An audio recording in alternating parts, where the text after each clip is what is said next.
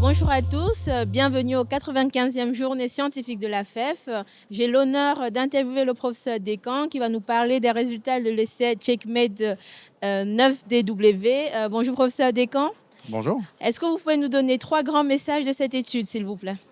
Alors cette étude, c'est une étude internationale randomisée dans le CHC avancé, testant l'association de nivolumab plus ipilimumab par rapport à lenvatinib et sorafenib.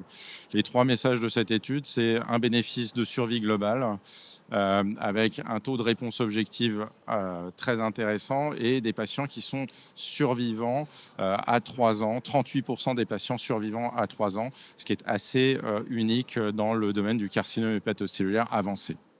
Donc ces résultats confirment bien l'arsenal thérapeutique qui se renforce dans la prise en charge du CHC. Le professeur Constantin a posé la question durant la session, comment vous voyez l'avenir, comment pourra-t-on choisir finalement quelle première ligne d'immunothérapie à proposer aux patients?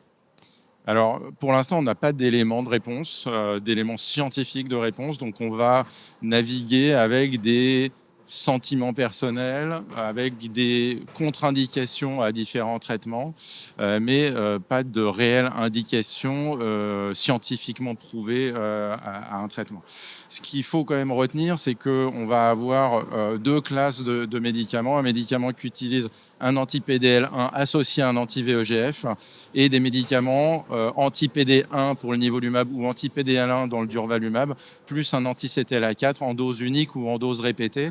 Et donc, en fonction des principes de fonctionnement des anti-CTLA4, des anti-PD1 et des anti-PDL1, on pourra avoir un sentiment personnel de supériorité d'un schéma par rapport à un autre. Mais c'est vraiment du fondamental qu'on translate à du clinique.